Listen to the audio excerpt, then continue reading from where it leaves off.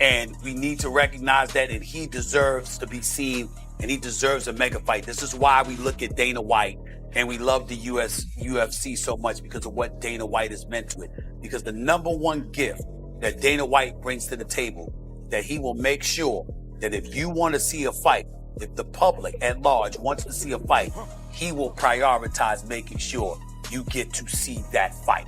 That's Dana White. The promoters have hijacked boxing, and as a result, they deny us the opportunity to see these great guys in mega fights, and it's a damn shame. That's why Jake Paul is so relevant. I think it's Cap. I don't think he's actually retiring, but it's a smart move by him. Terence Crawford was ducked at 135. He was ducked at 140. He was ducked at 147. Then after leaving 147, he beats Canelo. Now he's the man. He finally got to I'm the number one draw in boxing status, and he never fought. If this retirement stays, he'll never fight again afterwards. Mm-hmm. It's tough because at 38 years old, that's when he reached that peak. If he fought for another 3 years, maybe we could have that conversation, and I think it'd be undisputed. I do think, though, what forced one of boxing's greatest to walk away? The truth will shock you as Stephen A. Smith delivers a brutal reality check on boxing's broken structure and why it must change. Since the day Terence Crawford retired, the boxing world has been buzzing. Fans, analysts, and fighters alike have been divided over his decision to step away. Some believe Crawford walked away too early and still had more to prove inside the ring. But boxing legend Andre Ward has shut down that criticism completely. According to Ward, anyone questioning what Crawford still needs to prove doesn't truly understand the sport. In his view, Terence Crawford has already accomplished everything a fighter could ask for, and he owes nothing to anyone. I've never seen nothing like this in the sport of boxing. If you see responses from fans, they don't even argue who's better anymore. They're arguing who's the A side and who's not. Who's a draw and who. Y'all don't know a left hook from a fish hook, and you talking about who's the draw and who's the A side. That's the point that I'm making. It's not about proving. When you say young fighters don't want to prove, and there's still a few out there. And I think the Terence Crawfords of the world, I think he's one of the last of a dying breed. When you say prove, question is prove to who? Because if I can prove to my 500, 1 million, 2 million, 4 million followers, as long as they believe that I'm a GOAT. Many boxing fans believe Terence Crawford retired too early and still want to see him face their preferred opponents. But Andre Ward sees it differently. He believes it's not the fans who decide when a fighter becomes a legend. It's the respect of real peers inside the boxing world. According to Ward, if Crawford's coaches, trainers, and family are satisfied with his decision, then there's no real reason to worry about outside noise. What fans think in the end doesn't outweigh the people who know the fighter best. And that I'm him, and that I've done enough, and everybody's ducking me. That's enough. That's the validation that helps cats sleep good at night. Yeah. The validation that yourself, myself, and other people was after was, number one, me. I gotta feel comfortable living with me. I gotta walk around and live with myself and be like, bruh, are you really him? Then it's my people, my coach, my goddaddy, my circle. I gotta look my kids in the face and I want them to know that my daddy the best fighter in the world. The real answer is, what do your peers say about you? How do they feel about you? Because most of the time, unless there's some personal stuff going on, a fighter gonna keep it 100. Yep. Fans can say what they want to say. You didn't fight nobody. A fighter will come in and say, you tripping. He fought this guy, that guy, this guy, this guy. In his view, this was the perfect goodbye. The way Terence Crawford stepped away after fighting Canelo left nothing more to prove. He also addressed earlier comments from Max Kellerman, who suggested Crawford should fight David Benavidez or Jaron Boots Ennis, a take Ward believes makes no sense. Responding to critics, Ward made it clear that what Crawford has already done for boxing is more than enough. There is no one left he needs to fight and nothing left he needs to prove. Personally, I wouldn't be mad if I never see Terence fight again. That, the way he performed, getting ready to be 38, I think, in a few days. Man, what better way to go out? What better way to tell the game goodbye? What better way? Who you gonna fight? I was arguing with Max on the way to the venue about Boots Ennis. Nah, we don't go fight Canelo and then go back and fight Boots Ennis. I saw a report today. Somebody was talking about him going up to light heavyweight. Nah, we don't go up to light heavyweight. We just went up 3 weight classes since the Spence fight and 2 weight classes since the Madrimov fight, my last fight. This is the perfect send-off, Roy. This is something Stephen A. Smith also recognizes. He respects Terence Crawford's decision to retire, but he believes Crawford's name is still being pulled into debates about who he should fight next, much like Floyd Mayweather was during his time. Even though the brilliance of Crawford facing Canelo as a final fight would be a fitting peak to his boxing legacy, the questions haven't stopped. The speculation continues, and the noise around his future keeps growing. A champion personified, undefeated, spectacular in a lot of different ways. Listen, the bottom line is he's special. Pound for pound, he's the best in the world at this particular moment in time. There's no doubt about it, and he's going out on top. He deserves it. And now it's going to warrant questions. What would he have done as a welterweight? Let's say, for example, if he was going against somebody like a Floyd Money Mayweather, if he was going up against a Sugar Ray Leonard or a Tommy the Hitman Hearns and people like that. He's in that conversation where you're asking those questions. Some people would pick him to win. Others would say no because his boxing brilliance is undeniable. And for him to go out and to step up to super middleweight and to beat Saul Canelo Alvarez says a lot about him. The only thing that I would say is that I really, really wish there were 2 fighters that I wished that he had fought. I wish that he had fought. But while appreciating Terence Crawford, Stephen A. Smith admits he would still like to see him face 2 special fighters. Revealing his personal favorites, Stephen A. makes it clear that he does not question the legitimacy of Crawford's retirement. Instead, he highlights the ongoing debate that the boxing community has been having and will continue to have. In his view, there are certain fighters at a level that truly deserve a shot against Crawford, and those are the matchups he wished fans could have seen. That I wished that he had fought. I wish that he had fought the Charlo at the junior middleweight division because obviously they don't like him. They love Errol Spence, and he destroyed Errol Spence.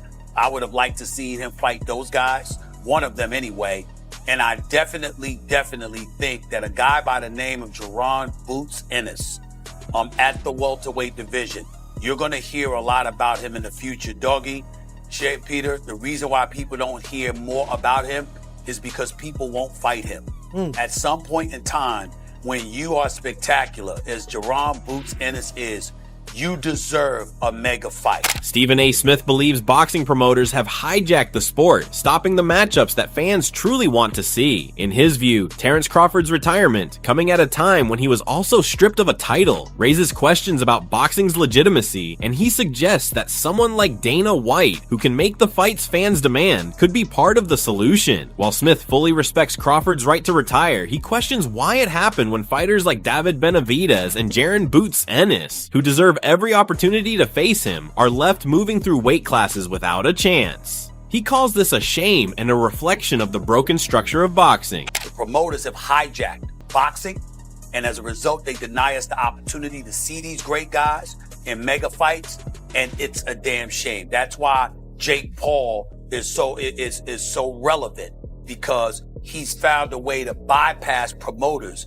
and make money in the boxing rings instead of being a prisoner to the promoters. Even though he didn't fight anybody, he's about to fight Anthony Joshua, and we'll see what happens with that. Anthony Joshua should knock him into tomorrow because he's the bigger fighter with incredible power, but he's got a glass jaw. So if Jake Paul catches him, who knows? But we want to see the fights that we want to see when we want to see them. And boxing doesn't give us that. And 2 people who have suffered the most is Jerron Boots Ennis and David Benavidez. Giving his perspective on Crawford stepping away from boxing, Stephen A. Smith believes the real criticism lies with the promoters, who have been frustrating the public by failing to organize the fights fans demand. In his view, Crawford is far above these promoters, and at least he never cheated. Stephen applauds Crawford for giving fans a memorable career, ending on a high note with a spectacular final performance. But that's not Terence Crawford's fault. He's taken on all comers, and he's taken all of them out. He is spectacular. He's the best pound for pound. He's been a tribute and a testament to the sport of boxing, and he should be not just applauded, not just celebrated, but revered, because he's that special. My props to him if indeed this is it and we'll never see him fight again. Thank you for all you've done for boxing.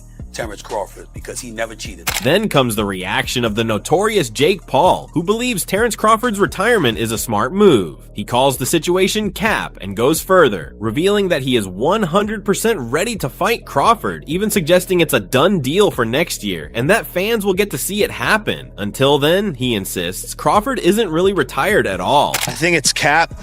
I don't think he's actually retiring, but it's a smart move by him.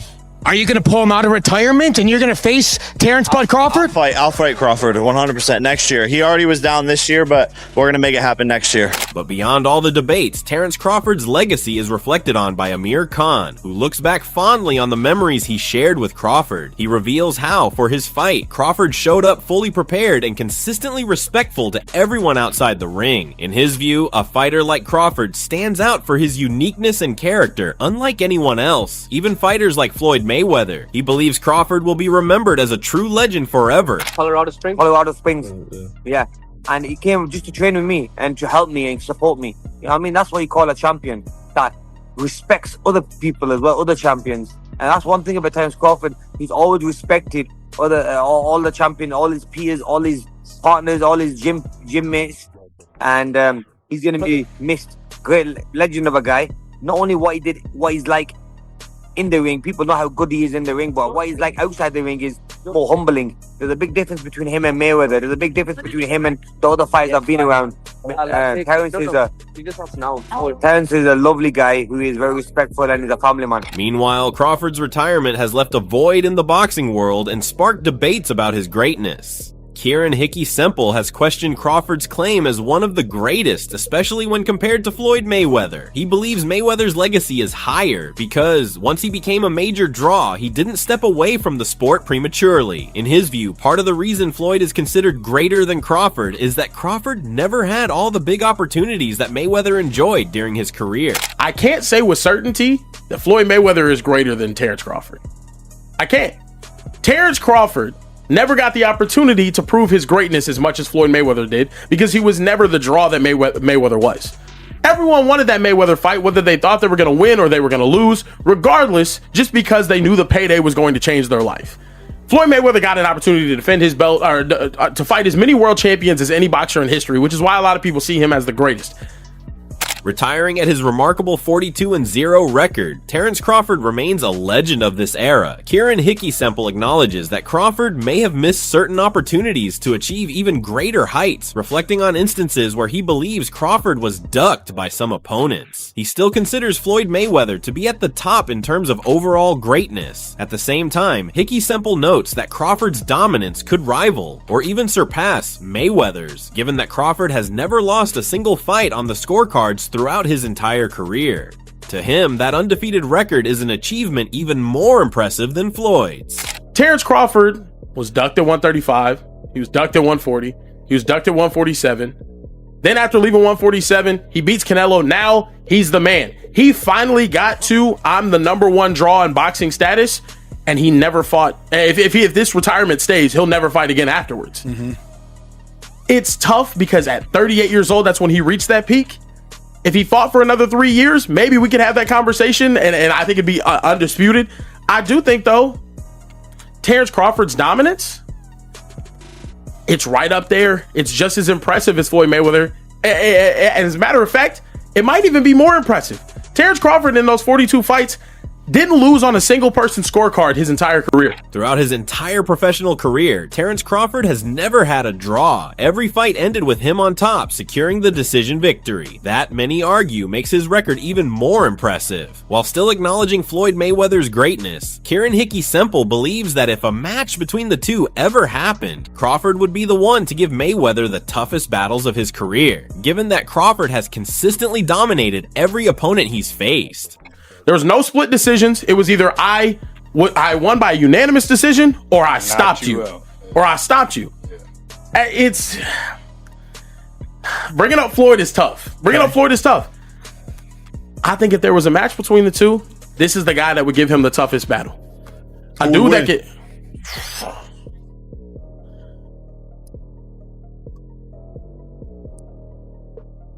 I'm taking Bud. Yeah, you have to. I'm taking Bud. You have to? I'm taking Bud. Look, let me tell you why. Terence Crawford, even though Floyd, the most amazing defensive fighter we've ever seen, Bud, whenever it mattered most, went out there and nearly stopped some of the best fighters, or did stop some of the best fighters that he fought. Amid all this, people are noting Max Kellerman's reaction, who believes it was wise for Terence Crawford to step away while sitting at such an impressive peak. He points out that many fighters retire, but few do it the way Crawford did. The only person he compares to Crawford in this regard is Andre Ward. Kellerman emphasizes that when you've reached the pinnacle of your career, it's best to leave room for the next generation. And that's exactly what Crawford did. His record stands as proof of his unique way of saying goodbye, leaving behind a lasting legacy. Has done it quite like Terence Crawford, because Lennox Lewis, Andre Ward walked away on top after beating Kovalev. Maybe Andre came closest to doing what Crawford just did, if he doesn't come back and if Crawford stays retired.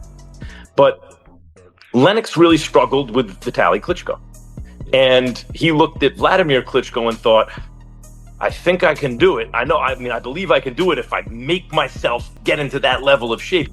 I don't want to do that anymore. You know, like an American football player who says, I just don't want to run through that brick wall anymore. But the question really is, can you still do that if you think you don't want to anymore? So a wise man says, I don't want to find out. I'm going to retire. Max Kellerman also applauds Crawford for another remarkable quality, doing things entirely on his own terms. Kellerman points out that throughout his career, Crawford never resorted to marketable stunts to prove his worth. Reflecting on a time when boxing was more about marketing, rankings, and collecting titles, Kellerman recalls a Crawford who focused solely on beating and stopping his opponents to claim victory. Instead of playing the boxing game, Crawford stayed true to the sport itself, earning respect and leaving a lasting mark on the boxing world. To be arrogant, or to clown, or to be kind of a big, colorful personality. And there was a sense in boxing back then that, well, Bronner is going to be a star, and no matter how good Crawford is, people may never know it because he's so dangerous. Who would want to fight him? And if he doesn't start making a ruckus outside of the ring, then he won't generate enough interest to generate the kind of attention and therefore money it would take to get opponents in the ring with him. Yeah. And Crawford, I talked to him about that then when he was a lightweight, 12, 13 years ago, whatever that was. And his answer was, I'm me. I'm just going to do what I do. With comparisons between Floyd Mayweather and Terence Crawford being made, Max Kellerman shares his take on who might have done it better. Analyzing each fighter's style, he believes Crawford, with his high ring IQ, could have figured out a way to land a decisive punch on Mayweather. Kellerman argues that Crawford is an even better finisher than Floyd. He acknowledges that this debate will continue forever, but emphasizes that Crawford's decision to retire undefeated at 42 and zero commands respect and suggests he should remain retired. Unlike Floyd, who returned for exhibitions. They competed in overlapping eras, and Crawford obviously was more of an offensive fighter and Floyd more of a defensive fighter, but Floyd had a tremendous offense and Crawford had very good defense. I think when people look at that, they'll say, well, Floyd was faster, Floyd had a better defense, Floyd made fewer mistakes, but Crawford's boxing IQ was just as high as Floyd's, and he was a better puncher and finisher than Floyd. So, that's the kind of fight I think when people analyze, yeah, Floyd might be outboxing him but Crawford's going to figure some stuff out. And eventually he's going to hit Mayweather with something and hurt him. And when he does, he's going to finish him. And that... Despite all the debates and criticisms, one thing remains certain. Terence Crawford may have hung up his gloves, but his place in boxing history will never retire. This has been Crawford's own message as well. With nothing left to prove, his impressive record shines brightly among the stars on boxing's wall. His reputation as a legendary fighter, with achievements unmatched by any other, stands as a testament to the hard work and dedication he brought throughout his career. Terence Crawford will be remembered for his exceptional boxing IQ, outstanding footwork, and a unique, undefeated fighting record that no one else has ever achieved. Terence Crawford calls time on competition. Undefeated, on top, and on his own terms. The greatest switch hitter of all time. First undisputed male champion in the 4-belt era. First two-weight undisputed male champion in the 4-belt era. First, and currently only, 3-weight undisputed male champion in the 4-belt era. And He is the only man in the history of boxing to have won a Ring Magazine belt in 4 separate weight divisions. For those that don't know, to compete for a Ring Magazine belt, you must be ranked number 1 or number 2 in your respective weight division. They do not give these out like sweets. Crawford is the only boxer in history to hold the Ring Magazine title in 4 divisions and joins Manny Pacquiao and Floyd Mayweather Jr. as one of the few fighters to become 4-division lineal champions. He is hailed as one of the greatest of all time. Like the alphabet sanctioning bodies. He has done that in 4 separate divisions, from 135 pounds up to 168.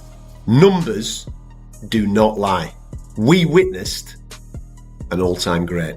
Just in the words of Teddy Atlas, it's been a privilege to witness Terence Crawford's spectacular career, and a true blessing to see him leave the sport where he deserves and belongs, on top as a champion. Atlas has always called Crawford a fighter with rare, almost one-of-a-kind abilities, and his last fight against Canelo was a true showcase of his boxing brilliance. There will only ever be one Crawford. You have that or you don't have that ingredient, and I think he has it. As Teddy Atlas would always say, Canelo is looking to be friends, and Crawford is not looking to be friends. I think Crawford is special. Beyond the debates about who's the best and what happened during Crawford's incredible career, one thing is certain: Crawford and his unique way of doing things will be remembered forever. His refusal to be bowed by promoters, and even his final battle with the WBC, may come as sad news to fans. But this was the decision of a champion who remains on top, a true GOAT of all time. With Stephen A. Smith highlighting the issues boxing faces, it speaks volumes about the changes that need to happen now. That's all for today. We'll see you in the next one. Until then, keep cherishing the memories of living through the Crawford era. Share your thoughts in the comments below. We want to hear from you. If you enjoyed the video, share it with a Crawford fan, and don't forget to subscribe so you never miss the latest stories from the boxing world. See you next time.